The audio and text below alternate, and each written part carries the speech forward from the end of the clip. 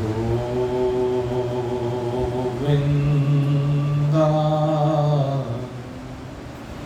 नमो नमः। श्रीकृष्णाय नमो नमः। नारायणाय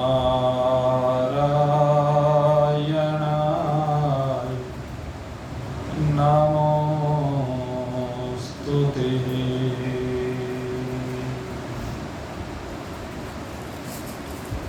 उपस्थित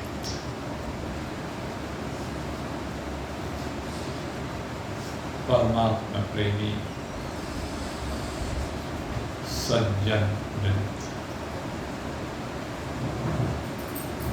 परमात्मा की असीम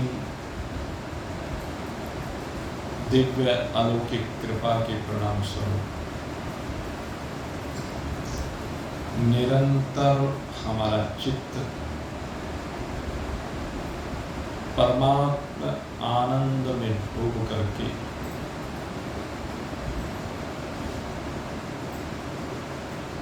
आनंदित होता जा रहा है। अंग प्रत्यंग से आनंद की अनंत लहरों का प्रवाह होता जा रहा है। परमात्मा मिलन की दिव्य अनुभूति, परमात्मा मिलन का ये अद्भुत आनंद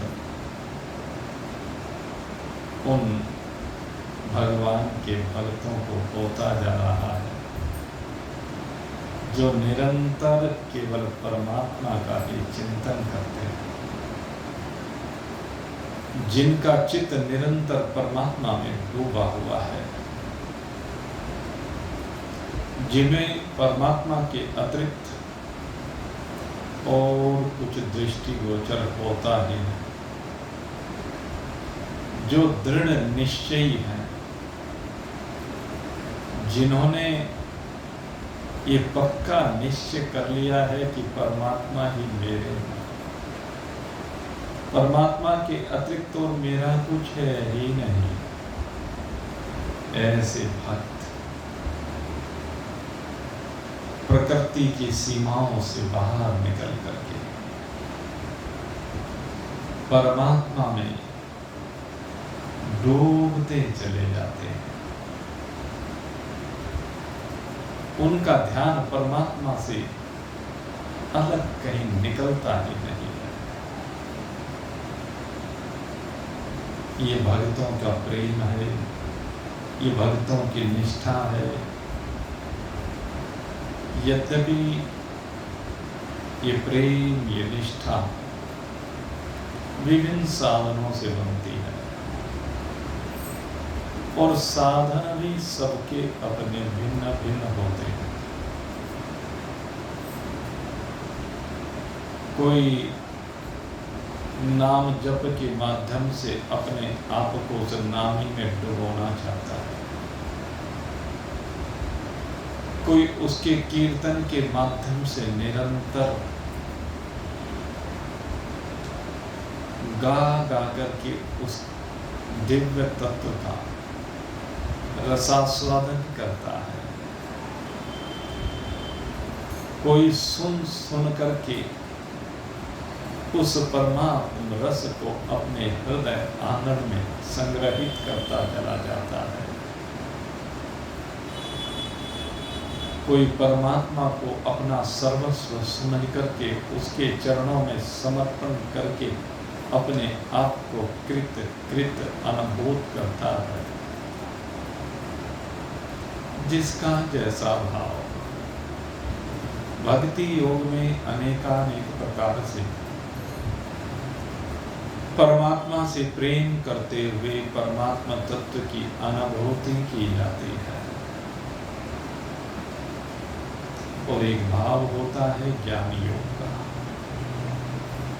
जो ज्ञान योग का भाव होता है उसमें भेद नहीं होता। ज्ञान योग के भाव में भक्त और भगवान भिन्न नहीं होता। ज्ञान योग में एकत्व की स्थिति होती है। तो कुछ साधक ऐसे होते हैं जो इस ज्ञान योग के द्वारा अपने आप को परमात्मा के साथ एक रूप कर लेते हैं। ज्ञान यज्ञेन चाप्यन्ये यजन्तु मामुपासते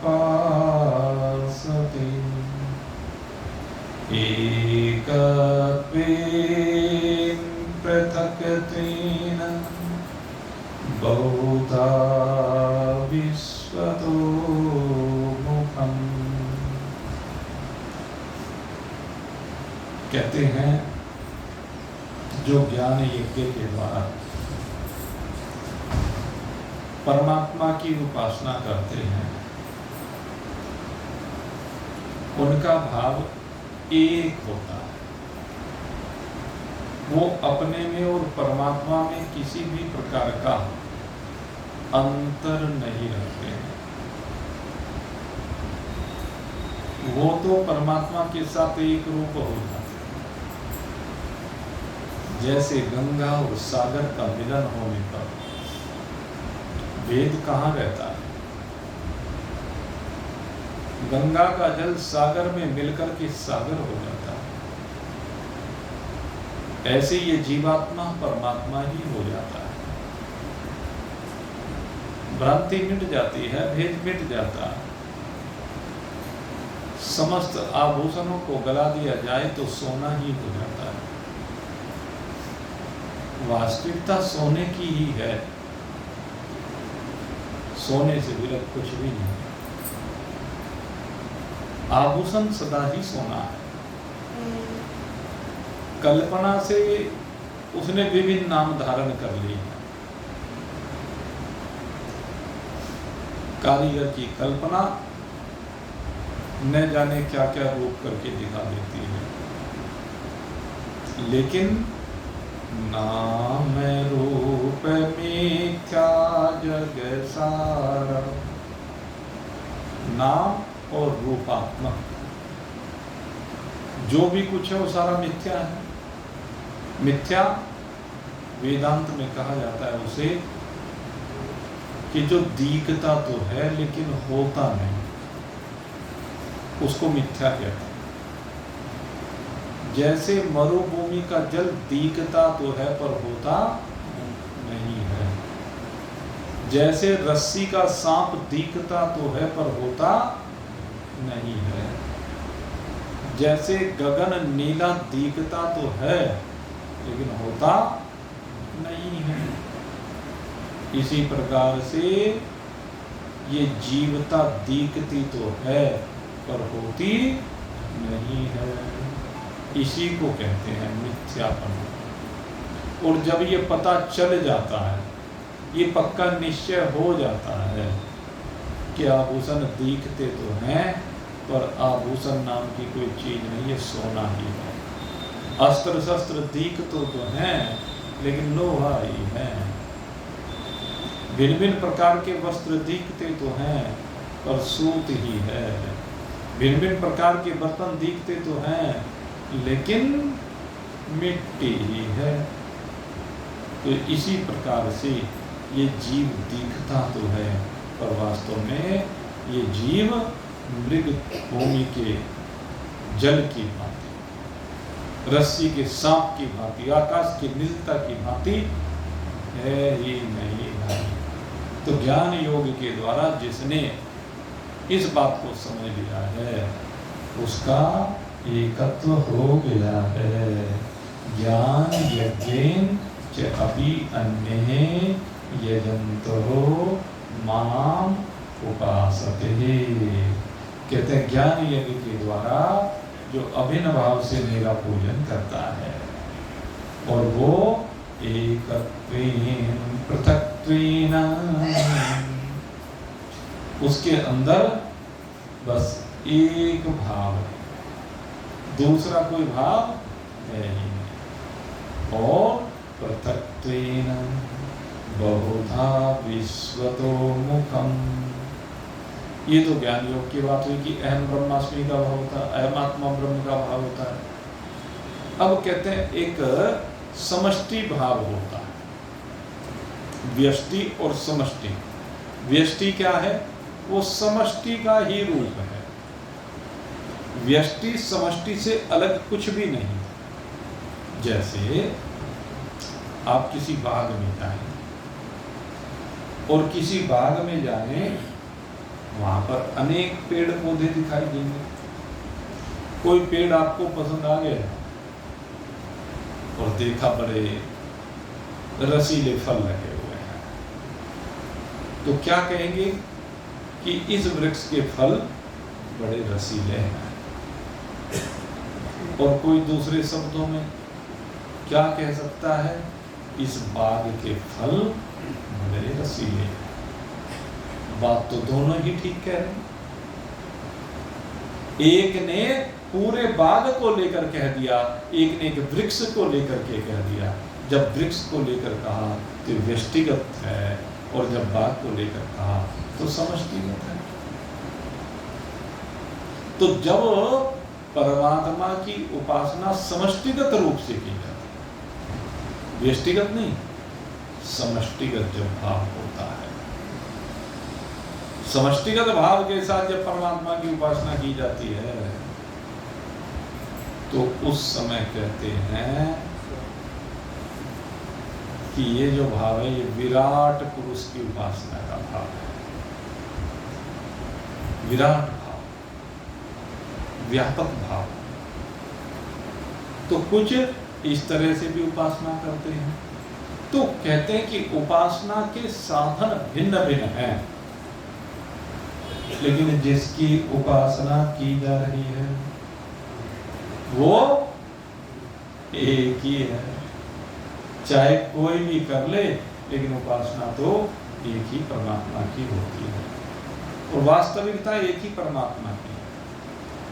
और जो ज्ञान यज्ञ का भाव है, भाई हकीकत तो यही है कि वास्तविक भाव तो यही है कि परमात्मा में और आप में कोई भेद नहीं है। आप परमात्मा से भिन्न कोई दूसरी वस्तु नहीं। अब इस विषय को ही भगवान आगे हमें समझाने जा रहे हैं, और कितनी बढ़िया तरह से यहाँ पर भगवान समझाने जा रहे हैं कि यहाँ पर सब कुछ खोल दिया गया है। अब ये जो मंत्र यहाँ से प्रारंभ हो रहा है, ये 16वां मंत्र है 9वां अध्याय का। 9वां अध्याय का 16वां मंत्र कहिए, श्लोक कहिए। यहां से भगवान अब अपनी दिव्यता प्रकट करने जा रहे हैं। यहीं से प्रारंभ हो जाता है 9वां अध्याय, 10वां अध्याय और 11वां अध्याय। इन तीनों अध्यायों में भगवान ने अपनी ये जो विराट पुरुष वाली भूमिका है, क्योंकि यहां अब विराट का वर्णन प्रारंभ हो रहा है और ज्ञानी का वर्णन प्रारंभ हो रहा है। ज्ञान योग के दृष्टिकोण से देखो या विराट पुरुष के दृष्टिकोण से देखो, तो आपको ये सारा कुछ एक परमात्मा से विलग कुछ भी नजर नहीं आएगा। तो भगवान यहाँ पर उस कहते हैं बहुधा विश्वतो मुखम, जो भगवान विराट पुरुष जिसके सब और मुख है, यहाँ पर विश्वतो मुखम, जिस परमेश्वर के हजारों मुख हैं, हजारों आंखें, हजारों हाथ हैं, हजारों पैर हैं। सहस्र शीर्षः पुरुष सहस्राक्षः, क्या है? सहस्र शीर्षः पुरुष, हजारों सिर हैं। कैसे हैं? कि आप सबके सर उसी के सर हैं, हजारों कहो, लाखों कहो, करोड़ों कहो, अरबों कहो, ये सारे सर उसी के हैं। अब जिसने एक एक सर को लेकर कहा वो व्यष्टिगत एक पेड़ हो गया, और जिसने सारों को लेकर कहा वो समष्टिगत बाग हो गया। तो ये विराट पुरुष समष्टिगत, सब जीवों का समष्टिगत बाग कह लीजिए, समझाने के। सहस्र शीर्षः पुरुष सहस्राक सहस्रपाद स भूमिं सवत्कृत्वादते दशांगुलम। कैसा है? कहते हैं सब में रहता है, सब उसमें रहते हैं, लेकिन फिर भी वो सबसे परे है, वो सबसे परे। कहते हैं मैं संसार में हूं, लेकिन संसार मुझ में नहीं है, ये है वो असल। तो ऐसा परमात्मा। तो अब इस विराट पुरुष की विभूतियों का वर्णन प्रारंभ करने जा रहे हैं। इस विराट पुरुष की जो विभूतियां हैं, अब भगवान उनके बारे में कहते हैं। और भाई जो इन विभूतियों को जान जाता है सही मायने में, तो उसी का जीवन सफल हो जाता है। नहीं तो भाई सारी जिंदगी लोग धक्के ही खाते फिरते हैं, सारी जिंदगी हो जाती है धक्के खाते खाते, लेकिन ठिये पे बैठ के नहीं देता। और जो ठिये पर बैठ गया उसका जीवन सफल हो गया। आप लोग जो ठिये पर बैठने का प्रयास ही तो कर रहे हैं, परमात्मा रूपी ठिये पर बैठने का प्रयास कर रहे हैं, इसलिए जीवन को सफल बनाने के लिए प्रयास कर रहे हैं। और ये जीवन सफल कैसे बनता है? ऐसे ही बनता है सत्संग सुनते सुनते, सत्संग करते करते, भगवान का स्मरण करते करते, भगवान का नाम बोलते बोलते भगवान का चिंतन प्रारंभ हो जाता है। और भगवान का चिंतन होते होते चित्त उस चिन्मय सत्ता के साथ डूबने लगता है, जैसे काम बन जाता है। तो लगने की जरूरत है। और लगेंगे कब? जब संसार को मिथ्या समझ लो। क्योंकि जब तक संसार को मिथ्या नहीं समझेंगे तब तक भाई सफलता मिलेगी नहीं, तब तक तो फंसे हुए।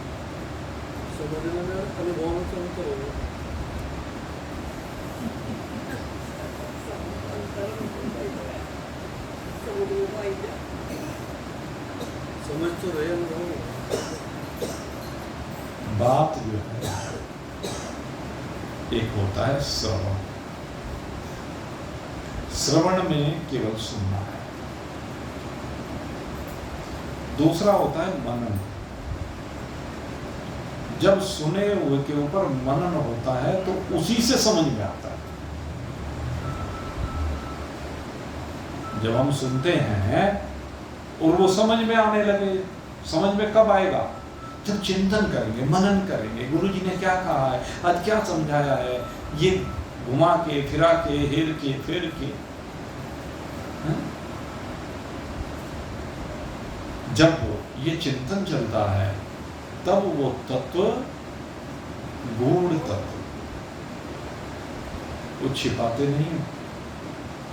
हमारे गुरुजी कहा करते थे कि गूढ़ तत्व को शिष्य से छिपाते नहीं है, महापुरुष उस गूढ़ तत्व को प्रकट कर देते हैं अगर अधिकारी शिष्य मिलता है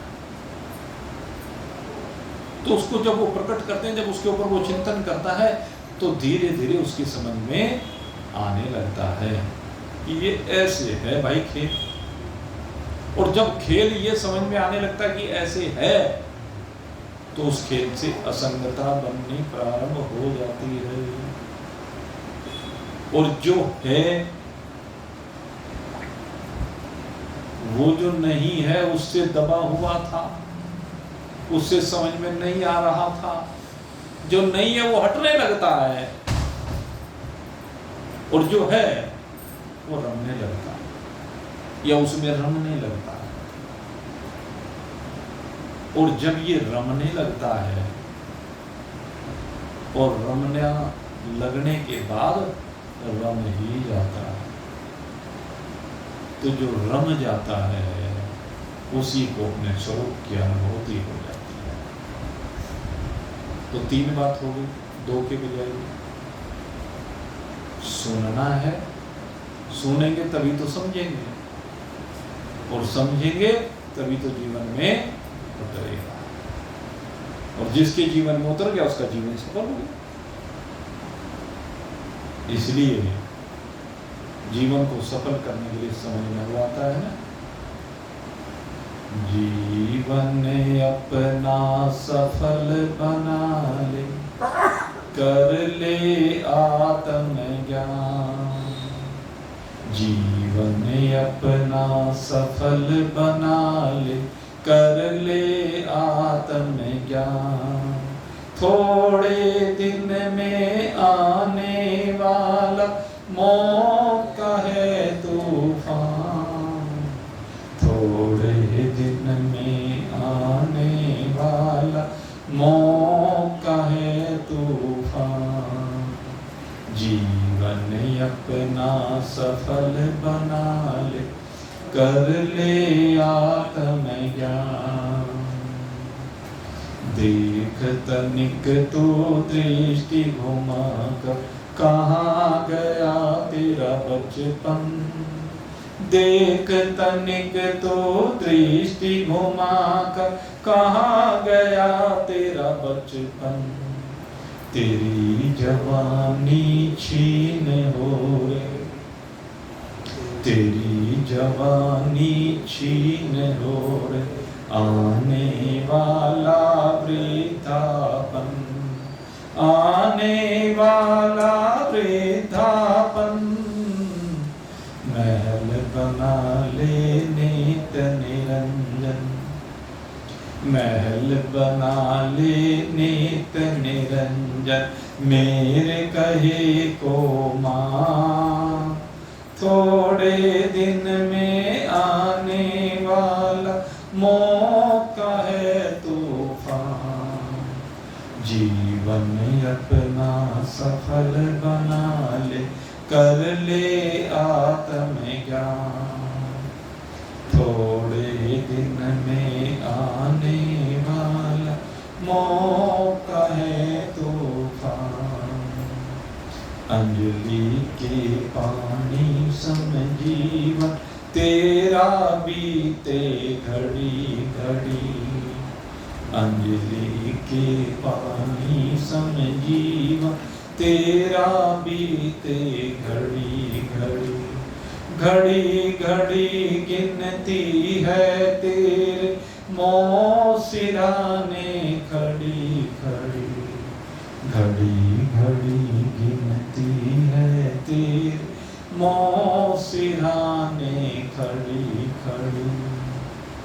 नीत समझ ले तू अपने को, नीत समझ ले तू अपने को। कर झूठा बलिदान, थोड़े दिन में आने वाला मौका है तूफान। जीवन अपना सफल बना ले, कर ले आत्म ज्ञान। अंजलि में पानी रखकर देखते हैं कितनी दूर तक साथ देता है। अंजलि में पानी भर लीजिए खूब टाइट करके, फिर पानी धीरे धीरे धीरे कब साफ हो गया पता ही नहीं चलता। जब भरे हुए हाथ खाली हो जाते हैं, क्या हुआ, तब सुध आती है। ऐसे ही भाई ये जो संजीवनी शक्ति इस शरीर में भरी गई है, कैसी है ये संजीवनी शक्ति? जैसे आप रोज घरों में जो इन्वर्टर लगा रखा है उसमें जो चार्जर है उससे रोज बैटरी को भरते हैं।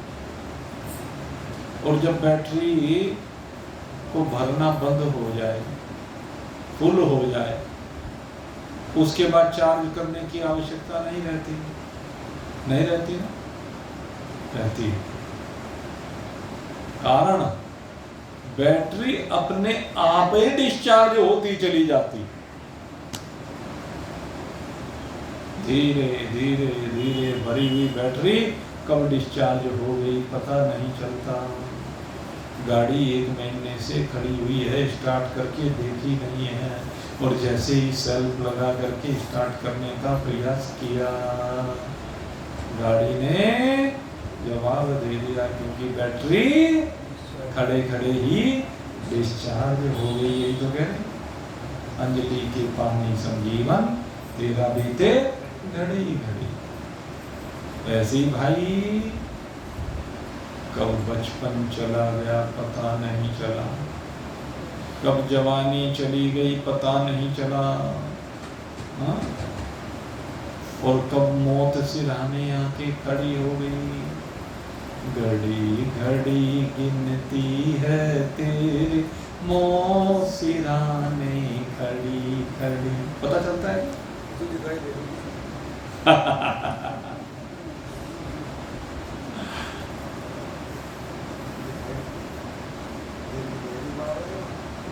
ऐसा ही हिसाब है भाई। और हम तो कहते हैं मौत है ही नहीं तेरे में। किसकी मौत? तेरी मौत है ही नहीं। इसलिए कहते हैं नित्य समझ ले तू अपने को, कर झूठा बलिदान। जो तू मौत समझता वो झूठा ही है, जो तू जीवन समझ रहा वो झूठा है। इसलिए कहा करे झूठा बलिदान, कि झूठे का बलिदान कर दे और सत्य को स्वीकार कर ले।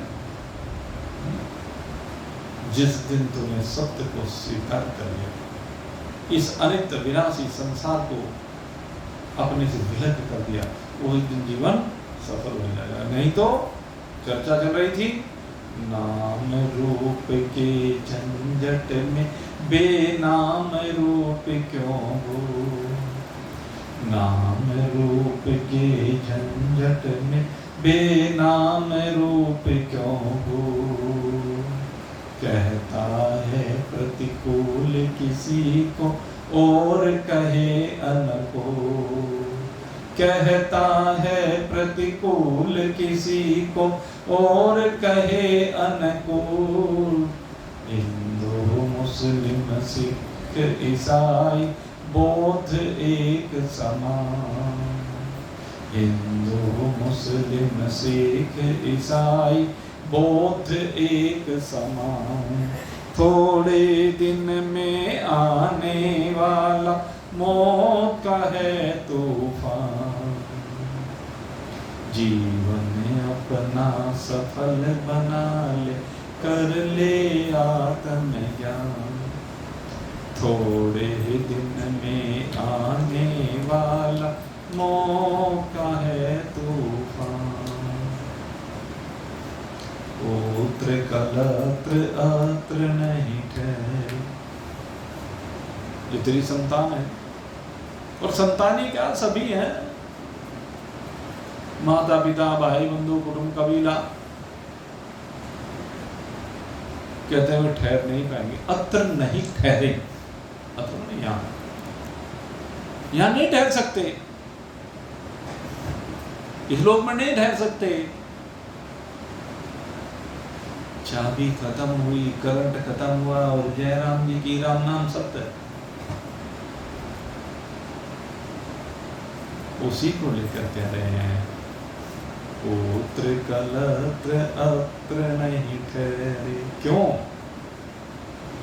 माया का यह खेल, पुत्र कलत्र अत्र नहीं ठहरे, माया का यह खेल।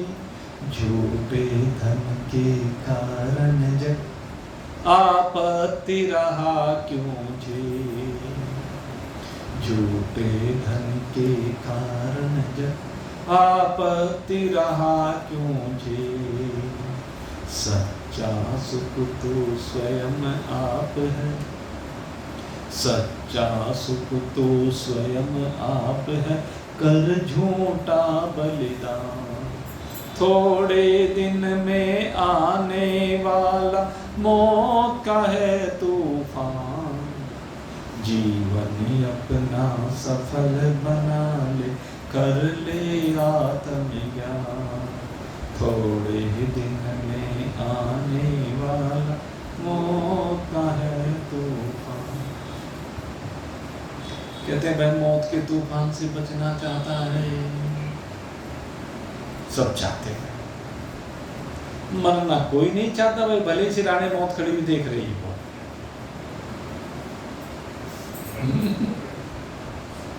कोई मरना नहीं चाहता। अरे अगर मरना नहीं चाहता तो परमात्मा के साथ अपनी एकरूपता को जान ले, और जैसी एकरूपता को जानेगा, संसार को अपने से विलग करेगा, तो कहेगा मौत नाम की चीज मेरे अंदर है ही नहीं। और ये कब होगा? जब चराचर जगत एक ब्रह्म का स्वरूप दिखाई देगा। चतुर्थ अध्याय में एक मंत्र आया था, ध्यान, ब्रह्मर्पण ब्रह्मवि ब्रह्माग्नो ब्रह्मणैवतम् ब्रह्मैव तेन गन्तव्यं ब्रह्म कर्म समाधिनो। थोड़ा सा छूट गया। हाँ, ब्रह्मार्पण ब्रह्मवि ब्रह्माग्नो ब्रह्मणोतम् ब्रह्मैव तेन गन्तव्यं ब्रह्म कर्म समाधिनो। ठीक है, आया था वही दोबारा आ रहा, वही मंत्र एक तरह से यहाँ दोबारा आ रहा है, बस थोड़ा सा उसका और विस्तार कर दिया। उसमें क्या समझाया था भगवान ने कि सब कुछ ब्रह्म ही है। जब यज्ञ करने के लिए बैठते हो तो उस समय यज्ञ करने के लिए बैठने समय क्या होता है? कहते हैं जो भी कुछ सामग्री है तुम्हारी वो सारी ब्रह्म है। जिस चीज से उस सामग्री की आहुति यानी शुरुआत जिसको कहते हैं, जिससे घृत की आहुति दी जाती है, वो भी ब्रह्म रूपी। और जिस अग्नि में आहुति दे रहे हो कहने लगे वो भी ब्रह्म ही है। और कहते हैं इस क्रिया को करने वाला जो यजमान बैठा हुआ है या कराने वाला जो आचार्य बैठा है वो भी ब्रह्म है। कहते जब सब कुछ ये ब्रह्मी है तो उसका फल क्या होगा? ब्रह्मेव तेन गंतव्यम ब्रह्म कर्म समाधिना। उसका फल भी क्या होगा? ब्रह्म ही होगा। जब ब्रह्म रूपी अग्नि में ब्रह्म रूपी जीव ने ब्रह्म रूपी सामग्री को ब्रह्म रूपी श्रुवा के द्वारा समर्पित किया तो प्राप्त होने योग्य भी ब्रह्म ही है। जो विरोधी भाव है वो जल करके भस्म हो जाएंगे और जो कोमन भाव है वो रह जाएगा। और कोमन क्या है? सब में एक परमात्मा है। सबके माता पिता अलग, सबके भाई बंधु अलग, सबकी मकान दुकान फैक्ट्री रोजगार अलग होते हैं कि नहीं होते? अलग होते हैं ना। माँ बाप सबके अलग होते हैं, कोई सबके एक माँ बाप तो नहीं है जो बैठे हुए हैं, सबके अलग अलग हैं। लेकिन परमात्मा हम सबका एक है ना, वो वही कह रहे, तो वही परमात्मा तो हमारी वास्तविकता है। उस परमात्मा से अलग हमारी कोई दूसरी वास्तविकता है ही नहीं। अब इसी विषय को भगवान अब गीता जी में समझाने जा रहे हैं और यहीं से भगवान की विभूतियां प्रारंभ हो रही हैं कि सब कुछ ब्रह्म है। इस अध्याय में प्रारंभ करके 10वें और 11वें अध्याय तक यही समझाते कि सब कुछ मैं ही हूं। बहुत से लोग कहते हैं, एक विषय और आ गया दिमाग, उसको भी स्पष्ट कर। बहुत से लोग कहते हैं कहने पे भगवान बड़े अहंकारी हैं, अपने मुंह से सब चीज को कहते ये मैं ये मैं ये मैं, इसलिए हम उनको भगवान नहीं मानते। क्या मानते हैं? कहले वो एक बड़े योगी थे, कहले उनके जैसा योगी कोई दूसरा नहीं था, इसलिए उनको क्या कहा? योगेश्वर। योगेश्वर कृष्ण के नाम से। जैसे आप आर्य समाज में जाइए, वे क्या कहते हैं? योगी राज श्री कृष्ण चंद्र की। हम तो कहते हैं भाई, हम तो भगवान कहते हैं, हम तो भगवान श्री कृष्ण की जय बोलते हैं, और वो क्या कहते हैं? योगी राज श्री कृष्ण चंद्र की जय। अच्छा, तुम उनको योगी मानते हो? पक्की बात है, जोड़ से उनको योगी मानते हैं वो पक्की बात है कि नहीं है? हैं? अच्छा, योगी जिसको मानते हो उसके अंदर क्या लक्षण होने चाहिए? कहते हैं योग के 8 अंग हैं, उन 8 अंगों पर वो खरा उतरना चाहिए। योगी उसी तो कहेंगे जो योग के 8 अंग है, अष्टांग योग कहते हैं ना, तो उन 8 अंगों पर जो खरा उतरे वो योगी। अर्थात 8 जो ये योग के अंग हैं उसके जीवन में उतरे हुए होने चाहिए, तभी तो योगी कहेंगे। अगर यदि वो नहीं उतरे हुए हैं तो योगी नहीं। तो सबसे पहला अंग क्या है? 5 यम। सबसे पहले यम है, और उन यमों में सबसे पहला यम क्या है? सत्य, अहिंसा, स्थैर्य, ब्रह्मचर्य, अपरिग्रह, यही है ना 5। तो सबसे पहला क्या है? सत्य। योगी जो होगा उसके अंदर सबसे पहला गुण कौन सा है? अगर वो गुण है तभी तो आगे बढ़ेगा, अगर वो गुण ही नहीं है तो वो आगे बढ़ ही नहीं सकता, योग कर ही नहीं सकता। और सबसे पहला गुण क्या दिया? 8 का भी 5वां हिस्सा, यानी 40वां हिस्सा हो गया अगर पूरे योग का देखें। कहने 40वां हिस्सा है क्या? सत्य। कहने लगे यहीं से शुरुआत है, यही नींव का पत्थर है कि उसे सत्य बोलना होगा। अगर वो झूठ बोलता है तो योगी नहीं। ये बात तो सब मानेंगे। किसी से पूछ लेना, जो भी योगी कहेगा,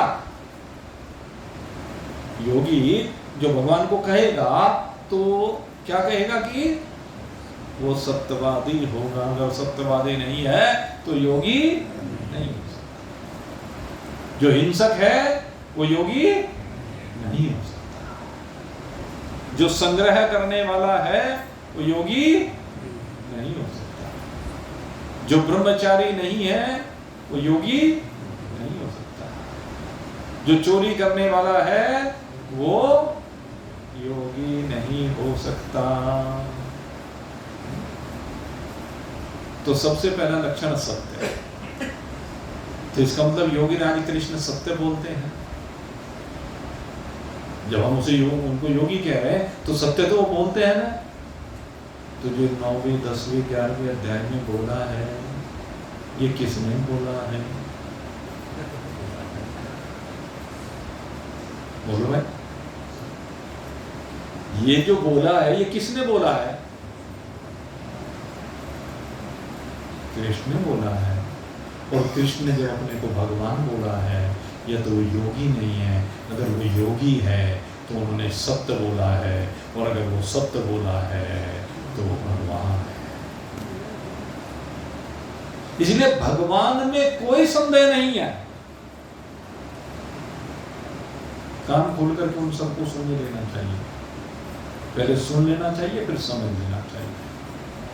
यही जो बात कह रहे थे ना, हमने भी बताया आपको, श्रवण मनन निध्यासन, यही तो है।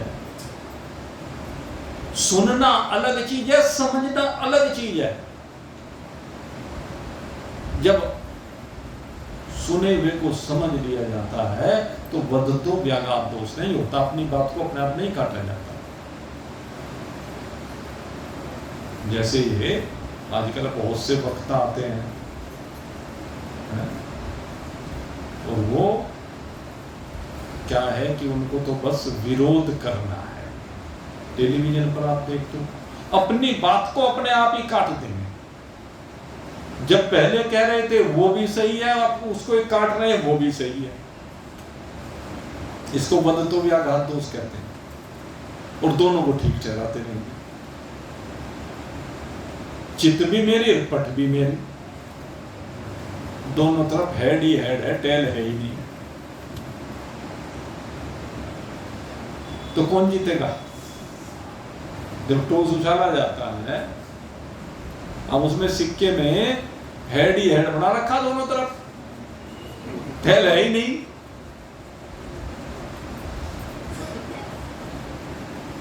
तो ये जो वक्ता आते हैं इनमें तो हेड ही हेड है, टेल है ही।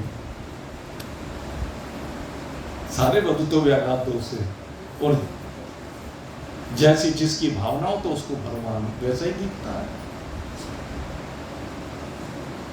पागल हो गए हैं।